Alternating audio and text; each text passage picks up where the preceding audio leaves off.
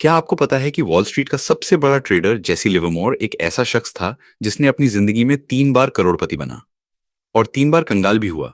लेकिन जब उसने एक रात समझ लिया तो उसने 1929 की ग्रेट डिप्रेशन में सिर्फ एक ट्रेड से $100 मिलियन कमा लिए।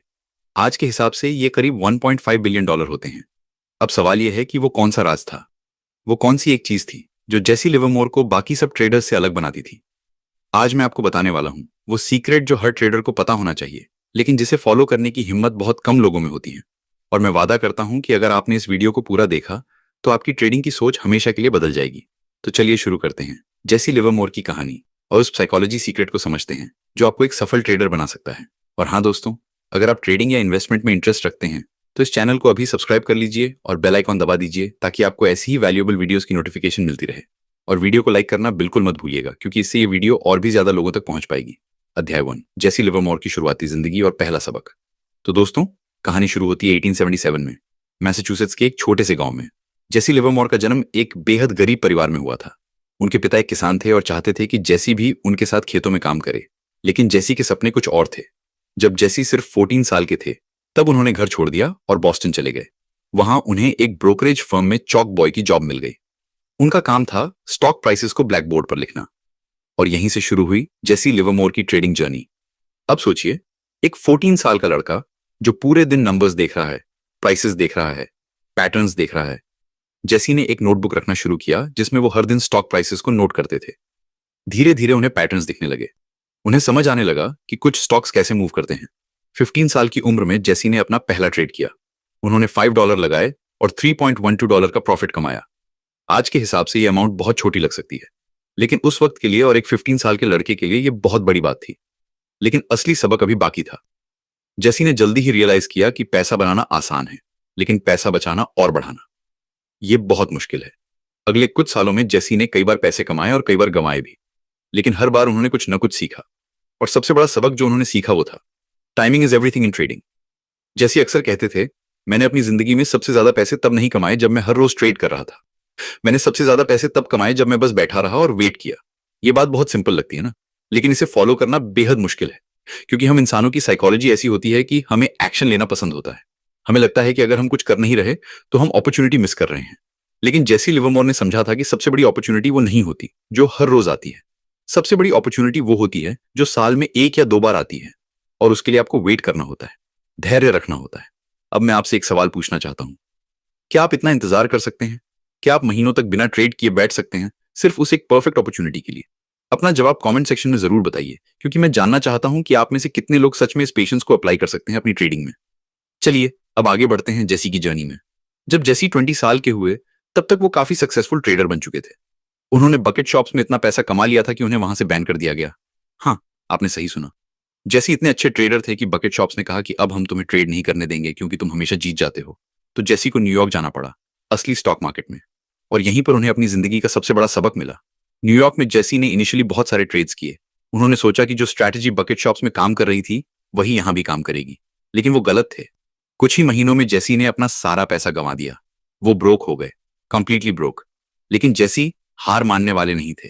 उन्होंने एनालाइज किया कि क्या गलत हुआ, और उन्हें समझ आया कि असली स्टॉक मार्केट में टाइमिंग और भी ज्यादा इंपॉर्टेंट है।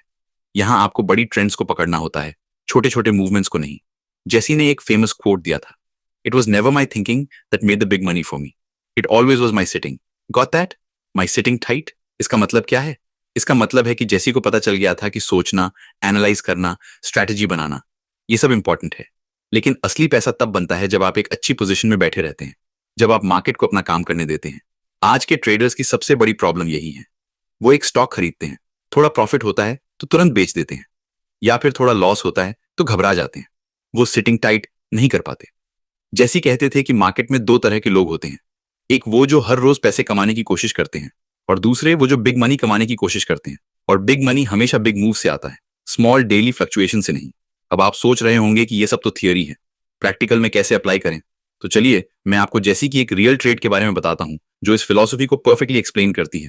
1906 में जेसी लिवरमोर ने नॉर्दर्न पैसिफिक रेलवे के स्टॉक्स को शॉर्ट किया। उस वक्त मार्केट बहुत बुलिश था और सब लोग स्टॉक्स खरीद रहे थे, लेकिन जेसी को कुछ सिग्नल्स दिख रहे थे जो बता रहे थे कि मार्केट जल्दी ही क्रैश करने वाला है। तो जेसी ने शॉर्ट पोजीशन ली, लेकिन इनिशियली मार्केट और ऊपर चला गया। जेसी की पोजीशन में लॉस हो रहा था। बाकी सब ट्रेडर्स ने जेसी को पागल कहा, लेकिन जेसी ने अपनी पोजीशन होल्ड की। उन्होंने वेट किया और फिर अप्रैल 1906 में सैन फ्रांसिस्को अर्थक्वेक आई। मार्केट क्रैश हो गया और जेसी लिवरमोर ने उस एक ट्रेड से $250,000 कमा लिए। उस वक्त के हिसाब से ये एक ह्यूज अमाउंट था। लेकिन जेसी की असली जीनियस ये नहीं थी कि उन्होंने अर्थक्वेक प्रिडिक्ट कर ली। उनकी जीनियस ये थी कि उन्होंने मार्केट के सिग्नल्स को पढ़ा, एक पोजीशन ली और फिर बस वेट किया, पेशेंस रखा। ये थी जेसी लिवरमोर की पहली बड़ी सक्सेस। लेकिन उनकी जर्नी अभी बाकी थी, क्योंकि सक्सेस के बाद आती है ओवर कॉन्फिडेंस और ओवर कॉन्फिडेंस के बाद आती है फेलियर। जेसी ने अगले कुछ सालों में और भी बड़े ट्रेड्स किए। कभी वो करोड़पति बन जाते, कभी फिर से ब्रोक हो जाते, लेकिन हर बार वो उठते, सीखते और फिर से ट्राई करते। और फाइनली 1929 में उन्हें वो अपॉर्चुनिटी मिली जिसका वो वेट कर रहे थे। ग्रेट डिप्रेशन का टाइम आ गया था। लेकिन उससे पहले मैं आपसे एक इंपॉर्टेंट बात शेयर करना चाहता हूं। क्या आपको लगता है कि जेसी लिवरमोर को कभी डाउट हुआ होगा? क्या उन्होंने कभी सोचा होगा कि शायद मैं गलत हूं?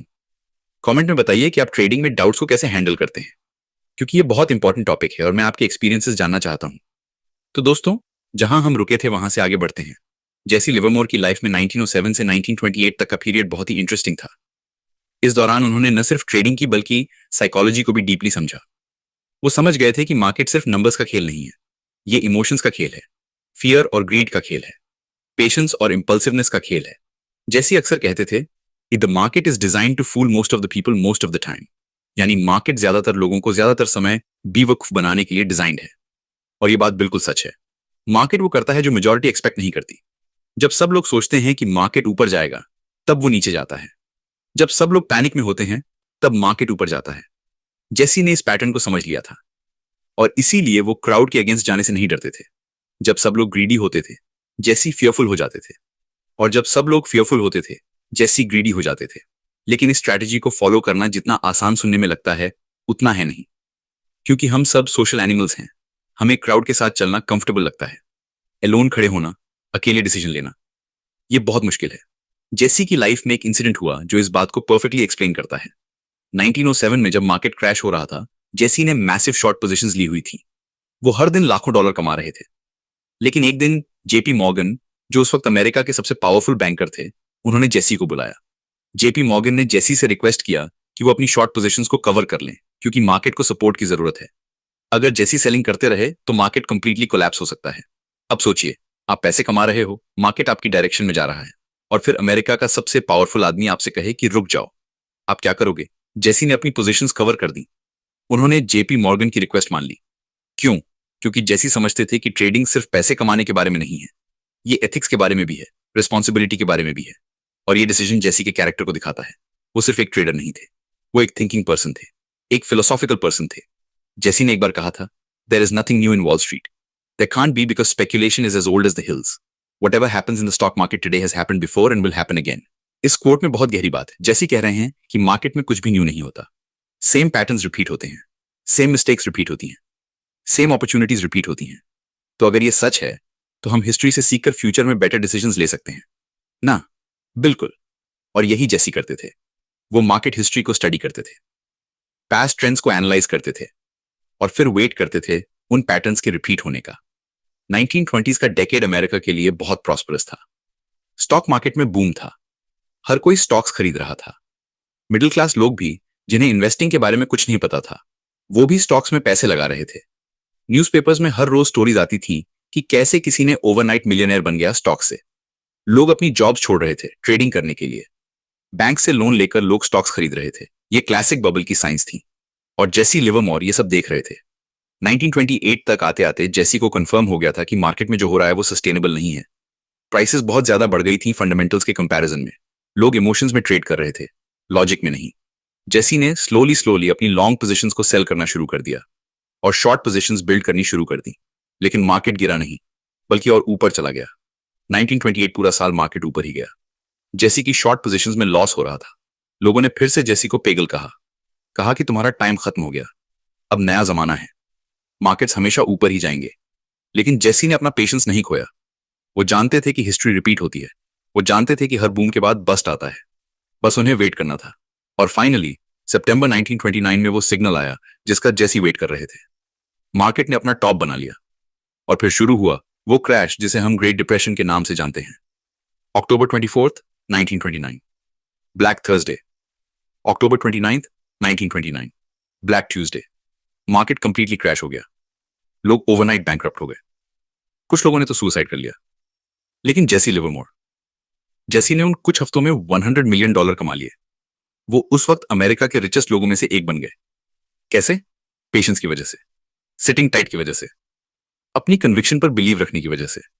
जब पूरी दुनिया ने कहा कि जेसी गलत हैं, तब भी उन्होंने अपने एनालिसिस पर ट्रस्ट किया। उन्होंने वेट किया और उन्हें रिवॉर्ड मिला। लेकिन यहां एक बहुत इंपॉर्टेंट पॉइंट है जो मैं आपके साथ शेयर करना चाहता हूं। जेसी लिवरमोर लकी नहीं थे। वो जीनियस भी पूरी तरह से नहीं थे। वो बस एक इंसान थे जिन्होंने ट्रेडिंग की साइकोलॉजी को समझ लिया था। उन्होंने समझ लिया था कि मार्केट साइकिल्स में चलता है, बूम और बस्ट, बुल और बेयर। मेजॉरिटी हमेशा रॉन्ग होती है एक्सट्रीम्स पर।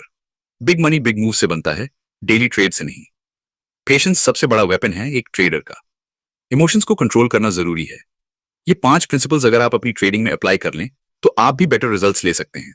अब मैं आपसे एक क्वेश्चन पूछना चाहता हूं। इन 5 प्रिंसिपल्स में से कौन सा प्रिंसिपल आपको सबसे मुश्किल लगता है फॉलो करना? कमेंट सेक्शन में जरूर बताइए, क्योंकि मैं ये जानना चाहता हूं कि आप सबसे किस चीज से स्ट्रगल करते हो और शायद हम सब एक दूसरे से सीख सकते हैं। चलिए अब बात करते हैं जेसी लिवरमोर की सबसे इंपॉर्टेंट टीचिंग के बारे में। ये big money sits in waiting. देखिए दोस्तों, ये कॉन्सेप्ट इतना सिंपल है कि लोग इसे इग्नोर कर देते हैं, लेकिन इसमें ही सारा राज छिपा है। जैसी कहते थे कि एक साल में शायद 3-4 ऐसे अपॉर्चुनिटीज आती हैं जहां आप रियली बिग मनी बना सकते हो। बाकी 361 दिन तो बस नॉइज है। मार्केट की अप डाउन है जो मोस्टली रैंडम होती है। लेकिन हम क्या करते हैं? हम हर रोज ट्रेड करते हैं, हर छोटी मूवमेंट पर रिएक्ट करते हैं, हर न्यूज पर बाय सेल करते हैं। और रिजल्ट? हम ब्रोकर्स को कमीशन देते रहते हैं, टैक्सेस भरते रहते हैं और अपना मेंटल पीस खो देते हैं। जैसी की स्ट्रैटेजी बहुत डिफरेंट थी। वो एक पोजीशन लेते थे और महीनों तक होल्ड करते थे, कभी कभी तो सालों तक। उनके लिए ट्रेडिंग एक मैराथन थी, स्प्रिंट नहीं। और इसी माइंडसेट ने उन्हें लेजेंडरी बना दिया। अब आप पूछोगे कि इतना पेशेंस कैसे डेवलप करें? मार्केट में हर दिन कुछ ना कुछ हो रहा होता है। स्टॉक्स ऊपर नीचे जा रहे होते हैं। FOMO, fear of missing out, बहुत स्ट्रांग होता है। जैसी का जवाब था, develop a trading plan and stick to it. Jesse हर ट्रेड से पहले प्लान बनाते थे। क्या खरीदना है, किस प्राइस पर खरीदना है, कितना खरीदना है, किस प्राइस पर बेचना है अगर सही रहा तो, और किस प्राइस पर बेचना है अगर गलत रहा तो। और एक बार प्लान बन गया तो वो उसको फॉलो करते थे रिलीजियसली, चाहे मार्केट कुछ भी करे। ये डिसिप्लिन ही जेसी को स्पेशल बनाती थी। तो दोस्तों, अब हम जेसी लिवरमोर की लाइफ के उस फेज में आते हैं जो शायद सबसे ज्यादा इंपॉर्टेंट है, उनकी फेलियर्स और उनसे मिली लर्निंग्स। क्योंकि देखिए, सक्सेस की कहानियां तो सब सुनाते हैं, लेकिन असली सीख फेलियर से ही मिलती है। और जेसी लिवरमोर की लाइफ में फेलियर्स की कमी नहीं थी। 1929 में $100 मिलियन कमाने के बाद जेसी चरम पर थे। वो अमेरिका के सबसे फेमस ट्रेडर्स में से एक थे। न्यूज़पेपर्स उनके बारे में लिखती थी, लोग उनकी एडवाइस लेने आते थे। लेकिन यहीं से शुरू हुआ जेसी का डाउनफॉल। सक्सेस ने जेसी में एक चीज पैदा कर दी जो हर सक्सेसफुल इंसान के लिए खतरनाक होती है, ओवर कॉन्फिडेंस। जेसी को लगने लगा कि वो मार्केट को कंप्लीटली समझ गए हैं, कि अब वो कोई भी ट्रेड कर सकते हैं और जीत सकते हैं, कि रूल जो बाकी लोगों के लिए हैं वो उनके लिए नहीं है। और यही सबसे बड़ी गलती थी। 1930s में जेसी ने अपनी उसी स्ट्रेटेजी को छोड़ दिया जिसने उन्हें सक्सेसफुल बनाया था। वो बार बार ट्रेड करने लगे, हर अपॉर्चुनिटी को ग्रैब करने की कोशिश करने लगे, पेशेंस खो दिया और धीरे धीरे उनका एम्पायर क्रम्बल होना शुरू हो गया। 1934 तक आते आते जेसी लिवरमोर दोबारा बैंकक्रप्ट हो गए। हाँ, वही जेसी जिसने कुछ साल पहले $100 मिलियन कमाए थे, वो फिर से ब्रोक हो गए। ये कैसे हुआ? जेसी ने बाद में अपनी book how to trade in stocks में इसके बारे में लिखा। उन्होंने एडमिट किया कि उन्होंने अपने ही रूल्स तोड़े। उन्होंने लिखा, I made the mistake of thinking I was smarter than the market. मैंने ये गलती की कि मुझे लगा मैं मार्केट से ज्यादा स्मार्ट हूं। And the market taught me a lesson I will never forget. No one is bigger than the market. कोई भी मार्केट से बड़ा नहीं है। ये बहुत पावरफुल स्टेटमेंट है, क्योंकि ये हर ट्रेडर के लिए ट्रू है, चाहे वो बिगिनर हो या एक्सपीरियंस्ड। मार्केट का कोई ईगो नहीं होता। मार्केट को कोई फर्क नहीं पड़ता कि आप कौन हो, आपने पहले कितना कमाया है या आप कितने स्मार्ट हो। मार्केट अपनी मर्जी से चलता है और अगर आप मार्केट के अगेंस्ट जाओगे तो मार्केट आपको क्रश कर देगा। जेसी ने यह सबक बहुत महंगे दाम पर सीखा, लेकिन उन्होंने हार नहीं मानी। 1940 में, अपनी लाइफ के आखिरी सालों में, जेसी ने अपनी सारी लर्निंग्स को एक बुक में कंपाइल किया, how to trade in stocks. इस बुक में जेसी ने अपने सारे एक्सपीरियंसेस शेयर किए, अपनी सक्सेसेस भी और अपनी फेलियर्स भी। उन्होंने अपने ट्रेडिंग रूल्स एक्सप्लेन किए और सबसे इंपॉर्टेंट, उन्होंने साइकोलॉजी के बारे में बात की। जेसी की कुछ की लर्निंग्स जो उन्होंने इस बुक में शेयर की। पहली बात, markets are never wrong, opinions often are. Jesse कहते थे कि मार्केट हमेशा सही होता है। आपकी या मेरी ओपिनियन गलत हो सकती है, लेकिन मार्केट जो कह रहा है वो सही है। इसलिए मार्केट के अगेंस्ट मत जाओ, मार्केट को सुनो, समझो और उसके साथ चलो। दूसरी बात, experience is the best teacher but the tuition is high. Trading में एक्सपीरियंस से बढ़कर कोई टीचर नहीं, लेकिन ये एक्सपीरियंस आपको महंगी पड़ेगी। आपको लॉसेस होंगी, मिस्टेक्स होंगी, लेकिन अगर आप उन मिस्टेक से सीखते रहे तो इवेंचुअली आप सक्सेसफुल होंगे। तीसरी बात, cut your losses short and let your profits run. ये शायद ट्रेडिंग का सबसे फेमस रूल है, लेकिन फॉलो करना सबसे मुश्किल भी, क्योंकि हमारी साइकोलॉजी अल्टी होती है। हम प्रॉफिट्स को जल्दी बुक कर लेते हैं क्योंकि हमें डर लगता है कि कहीं प्रॉफिट ना चला जाए, और लॉसेस को होल्ड करते रहते हैं क्योंकि हमें उम्मीद रहती है कि शायद वापस ऊपर आ जाए। लेकिन सक्सेसफुल ट्रेडर्स इसका एग्जैक्ट ऑपोजिट करते हैं। वो स्मॉल लॉसेस को क्विकली एक्सेप्ट कर लेते हैं और बिग प्रॉफिट्स को राइड करते हैं। चौथी बात, do not try to catch the exact bottom और टॉप। बहुत सारे ट्रेडर्स ये गलती करते हैं कि वो एग्जैक्ट बॉटम पर बाय करना चाहते हैं या एग्जैक्ट टॉप पर सेल करना चाहते हैं, लेकिन ये ऑलमोस्ट इम्पॉसिबल है।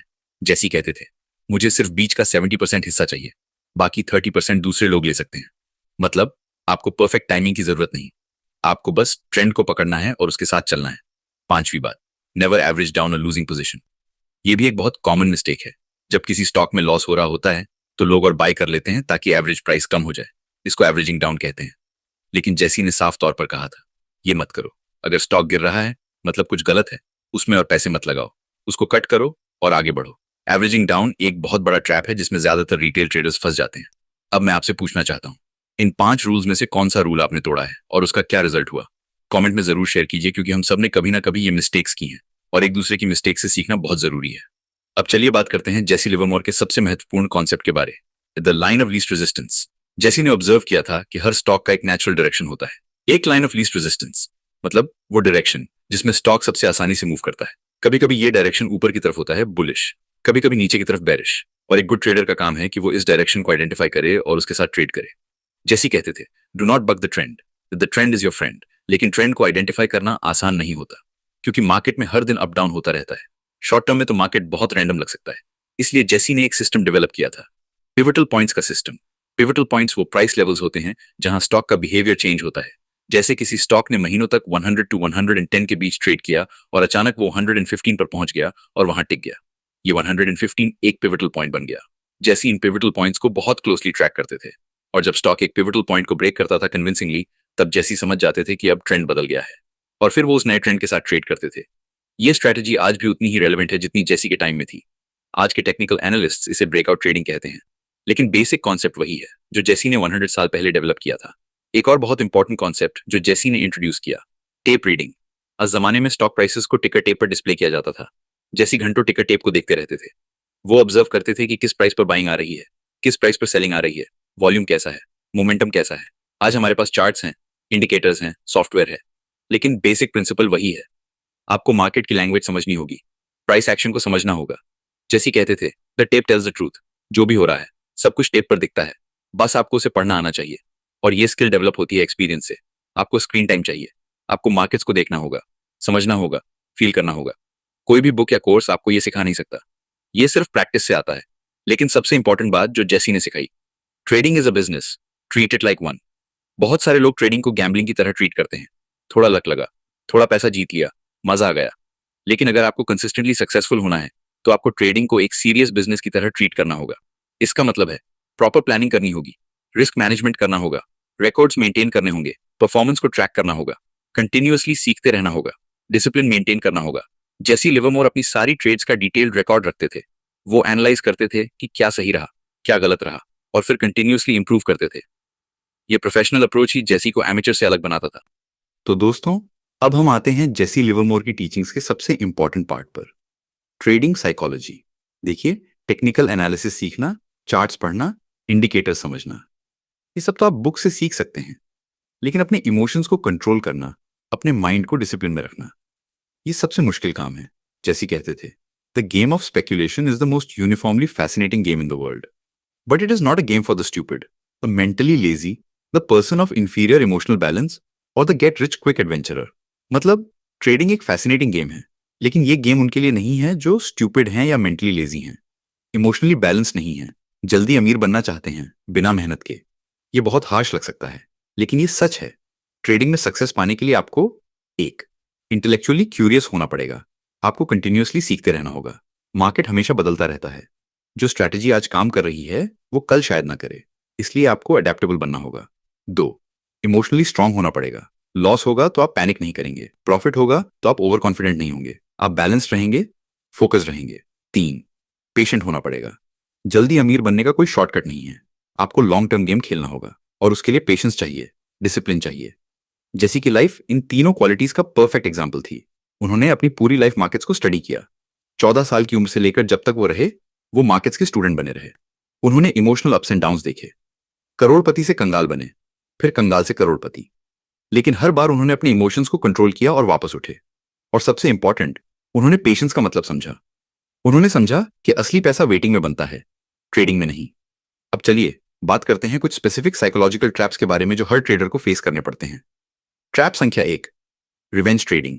जब आपको एक लॉस होता है तो इमीडिएटली उसे रिकवर करने की कोशिश करते हैं और इस प्रोसेस में और बड़ा लॉस हो जाता है। जैसे कहते थे, after a loss take a break, clear your mind, don't try to immediately make it back. Loss होना ट्रेडिंग का हिस्सा है। हर ट्रेडर को लॉसेस होते हैं, लेकिन सक्सेसफुल ट्रेडर्स वो होते हैं जो लॉसेस को एक्सेप्ट करते हैं, उनसे सीखते हैं और आगे बढ़ते हैं। रिवेंज ट्रेडिंग सिर्फ आपके अकाउंट को और ज्यादा नुकसान पहुंचाएगी। ट्रैप संख्या 2, कॉन्फर्मेशन बायस। ये वो टेंडेंसी है जब आप सिर्फ वो इन्फॉर्मेशन देखते हो जो आपकी एग्जिस्टिंग बिलीफ को सपोर्ट करती है। जैसे आपको लगता है कि XYZ स्टॉक बढ़ेगा, तो आप सिर्फ वो न्यूज पढ़ोगे जो बुलिश है। जो बेरिश न्यूज है उसे इग्नोर कर दोगे। जैसे कहते थे, be open to being wrong, market doesn't care about your opinion. एक गुड ट्रेडर हमेशा ओपन माइंडेड रहता है। वो अपनी थीसिस को चैलेंज करता रहता है और जब मार्केट उसकी थीसिस के अगेंस्ट जाता है तो वो जल्दी से अपनी पोजीशन को एडजस्ट करता है। ईगो मत रखो ट्रेडिंग में, फ्लेक्सिबल बनो। ट्रैप संख्या 3, fear of missing out, FOMO. ये शायद सबसे कॉमन ट्रैप है। जब आप देखते हो कि कोई स्टॉक बहुत तेजी से बढ़ रहा है और आपके पास वो स्टॉक नहीं है, तो आपको लगता है कि आप अपॉर्चुनिटी मिस कर रहे हो और फिर आप उस स्टॉक को बहुत ऊंचे प्राइस पर खरीद लेते हो। और जैसे ही आप खरीदते हो, स्टॉक गिरना शुरू हो जाता है। जैसे कहते थे, there is always another opportunity, don't chase the market. Market में अपॉर्चुनिटीज की कमी नहीं है। अगर आपने एक अपॉर्चुनिटी मिस कर दी तो कोई बात नहीं, अगली अपॉर्चुनिटी का वेट करो। एफओमो में आकर बेकार की ट्रेड्स मत करो। ट्रैप संख्या 4, ओवर ट्रेडिंग। जब आप बहुत ज्यादा ट्रेड करते हो, हर दिन हर घंटे कुछ ना कुछ बाई सेल करते रहते हो। जैसे कहते थे, the money is made in the waiting, not in the trading. जितना ज्यादा आप ट्रेड करोगे, उतना ज्यादा कमीशन और टैक्सेस भरोगे, उतना ज्यादा इमोशनल स्ट्रेस होगा और सरप्राइजिंगली उतने कम प्रॉफिट्स होंगे। बेटर है कि आप कम ट्रेड्स करो, लेकिन हाई क्वालिटी ट्रेड्स करो, जो ट्रेड्स जहां आपको पूरा कॉन्फिडेंस हो। ट्रैप संख्या 5, not having a stop loss. बहुत सारे ट्रेडर्स स्टॉप लॉस नहीं रखते।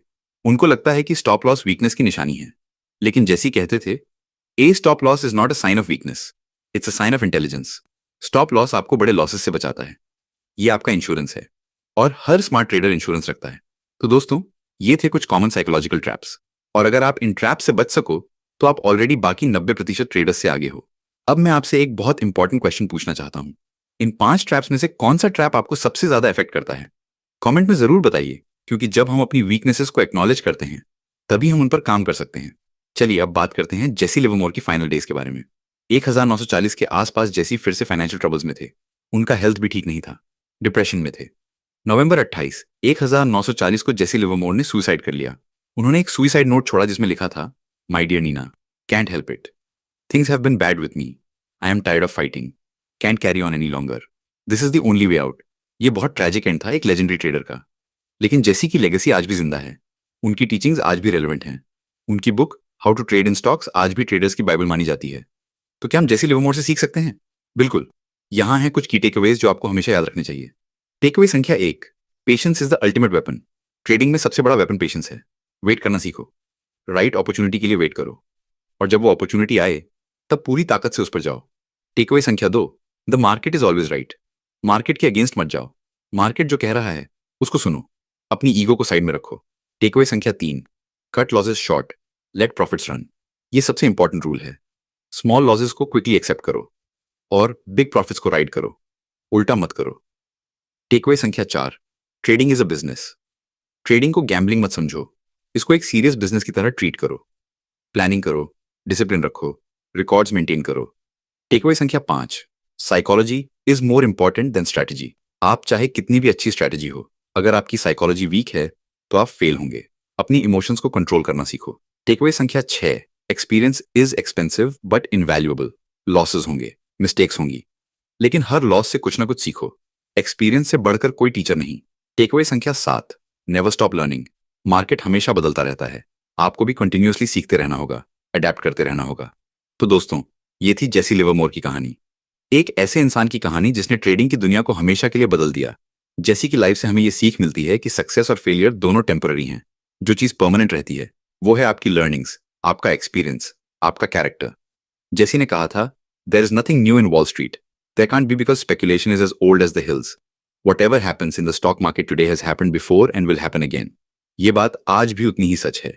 मार्केट के पैटर्न्स रिपीट होते हैं, हिस्ट्री रिपीट होती है, और अगर आप हिस्ट्री से सीखो तो आप फ्यूचर में बेटर डिसीजंस ले सकते हो। लेकिन सबसे इंपॉर्टेंट बात जो मैं आप सबको बताना चाहता हूं वो ये है कि ट्रेडिंग सिर्फ पैसे कमाने के बारे में नहीं है। ट्रेडिंग एक जर्नी है सेल्फ डिस्कवरी की। ये आपको खुद के बारे में बहुत कुछ सिखाता है। आपकी स्ट्रेंथ्स क्या हैं, आपकी वीकनेसेस क्या हैं, आप प्रेशर में कैसे रिएक्ट करते हो, आपका डिसिप्लिन कितना स्ट्रांग है। और ये सब क्वालिटी सिर्फ ट्रेडिंग में ही नहीं, लाइफ के हर एस्पेक्ट में काम आती हैं। तो अगर आप ट्रेडिंग सीख रहे हो तो बस पैसे के पीछे मत भागो, प्रोसेस को एंजॉय करो, लर्निंग को एंजॉय करो, जर्नी को एंजॉय करो, और हाँ, पेशेंस रखो। क्योंकि जैसा जैसी ने कहा था, पैसा ट्रेडिंग से नहीं इंतजार से बनता है। तो दोस्तों, आज की इस वीडियो में हमने जेसी लिवरमोर की फैसिनेटिंग लाइफ के बारे में जाना, उनकी सक्सेसेस के बारे में जाना, उनकी फेलियर्स के बारे में जाना, और सबसे इंपॉर्टेंट उनकी टीचिंग्स के बारे में जाना। अब मैं आपसे कुछ क्वेश्चंस पूछना चाहता हूं। क्वेश्चन 1, जेसी लिवरमोर की कौन सी टीचिंग आपको सबसे ज्यादा वैल्यूएबल लगी? कमेंट में जरूर बताइए। क्वेश्चन 2, क्या आपने कभी पेशेंस की कमी की वजह से कोई अपॉर्चुनिटी मिस की है या गलत डिसीजन लिया है? अपना एक्सपीरियंस शेयर कीजिए कमेंट सेक्शन में। क्वेश्चन 3, जेसी के इन प्रिंसिपल्स में से कौन सा प्रिंसिपल आप अपनी ट्रेडिंग में इंप्लीमेंट करने वाले हैं? मुझे जानना है कि आप क्या एक्शन लेने वाले हैं इस वीडियो को देखने के बाद। और दोस्तों, अगर आपको ये वीडियो वैल्यूएबल लगी तो प्लीज इसे लाइक कर दीजिए, शेयर कीजिए अपने उन दोस्तों के साथ जो ट्रेडिंग में इंटरेस्टेड हैं। क्योंकि ये नॉलेज जितने ज्यादा लोगों तक पहुंचेगी उतने ज्यादा लोग सही तरीके से ट्रेडिंग सीख पाएंगे।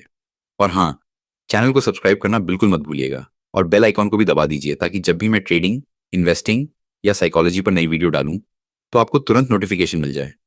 कमेंट सेक्शन में आपकी इंगेजमेंट देखकर मुझे बहुत अच्छा लगता है।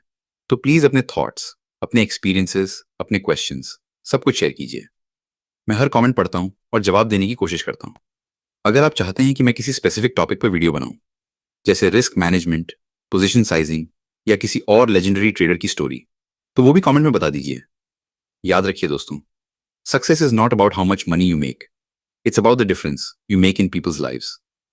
जेसी लिवरमोर ने अपनी लाइफ से, अपनी मिस्टेक से, अपनी लर्निंग से हमें बहुत कुछ सिखाया, और अब हमारी रिस्पॉन्सिबिलिटी है कि हम उन टीचिंग्स को अपनी लाइफ में अप्लाई करें।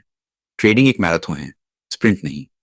पेशेंस रखिए, डिसिप्लिन रखिए, कंटिन्यूअसली सीखते रहिए, और सबसे इंपॉर्टेंट, अपने इमोशंस को कंट्रोल करना सीखिए। मार्केट आज भी वही है जो जेसी के टाइम में था। ह्यूमन साइकोलॉजी आज भी वही है। फियर और ग्रीड आज भी मार्केट को चलाते हैं। बस फर्क ये है कि अब हमारे पास टेक्नोलॉजी है, इंफॉर्मेशन है, रिसोर्सेज हैं, और इन सब का सही यूज करके हम बेहतर ट्रेडर्स बन सकते हैं। लेकिन सबसे इंपॉर्टेंट चीज जो नहीं बदली वो है पेशेंस, डिसिप्लिन और साइकोलॉजी। जेसी लिवरमोर ने 100 साल पहले जो सिखाया वो आज भी उतना ही रेलेवेंट है, और अगर आप उन टीचिंग्स को सीरियसली लो तो आपकी ट्रेडिंग जर्नी बहुत ज़्यादा सक्सेसफुल हो सकती है।